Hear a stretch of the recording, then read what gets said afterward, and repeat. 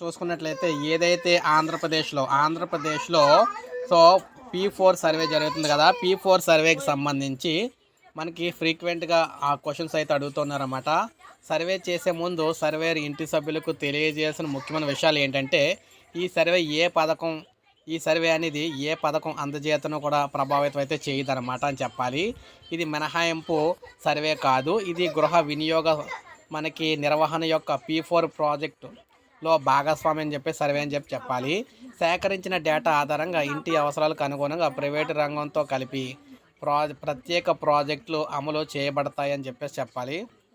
ప్రభుత్వం సమర్థంగా ప్రణాళికలు రూపొందించేందుకు ఖచ్చితమైన డేటా అవసరం అని ముఖ్యమని చెప్పాలి. ఇక ఇంటి వారిని సర్వే సమయంలో అందుబాటులో లేనప్పుడు సర్వేరు ఏమి చేయాలి అంటే వారు వలస వెళ్ళకపోతే లేదా మరణించి లేకపోతే సర్వేరు తిరిగి వెళ్ళి సర్వే అయితే చేయాలన్నమాట.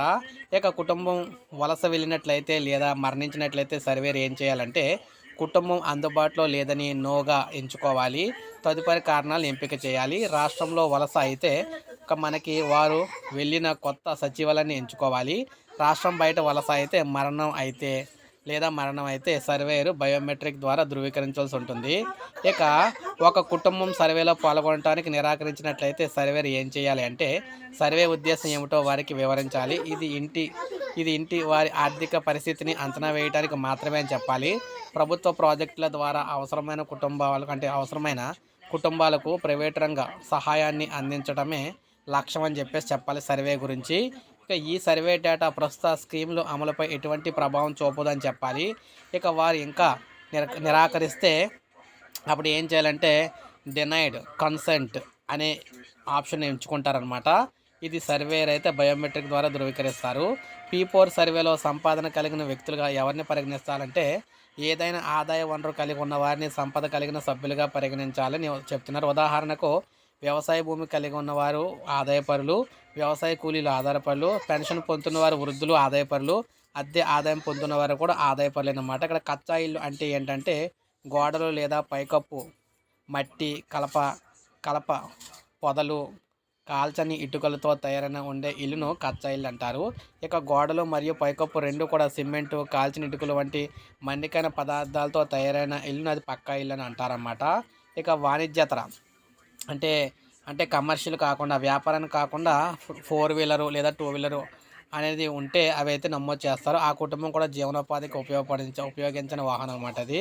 నెక్స్ట్ ఉదాహరణకు వాణిజ్య నెంబర్ ప్లేటు ఉన్న కార్లు వాణిజ్యపరంగా పరిగణించాలి.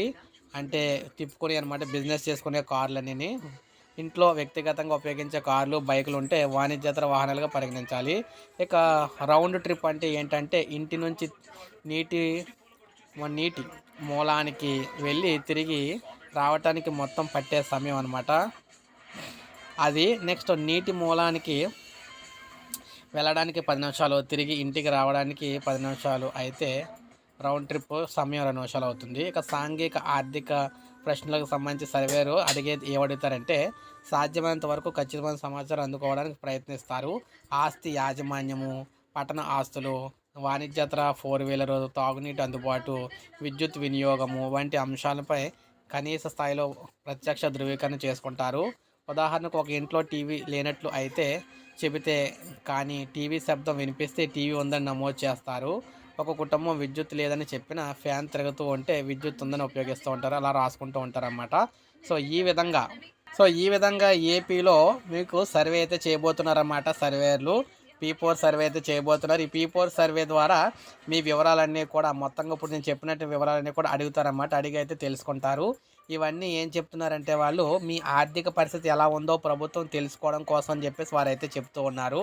మీ ఆర్థిక పరిస్థితి ప్రభుత్వానికి తెలిస్తే దాన్ని బట్టి సో మీకు ఏది ఉపయోగం ఉంటుంది, ప్రైవేట్ జాబుల పరంగా కావచ్చు, సో ఆర్థిక సాయం ఏ విధంగా చేయవచ్చు అనేది తెలుసుకోవడం కోసం చెప్తున్నారు. ప్రజెంటు అయితే మొత్తం మీద ప్రభుత్వం అంతా కూడా ప్రజల డేటా అయితే తీసుకుంటుందన్నమాట.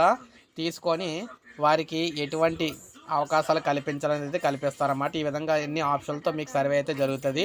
సో ఏపీలో సర్వే అయితే స్టార్ట్ కాబోతుంది. సో ప్రతి ఒక్కరు సర్వే చేయించుకోండి. చేయించుకోవడంలో మంచిదే, తప్పు అయితే ఏం కాదు. సో అప్పుడు చేయించుకోకపోతే ప్రాబ్లం అనమాట. సో ఒక లైక్ చేయండి, సబ్స్క్రైబ్ చేసుకోండి, మన ఛానల్ సబ్స్క్రైబ్ చేసుకోండి.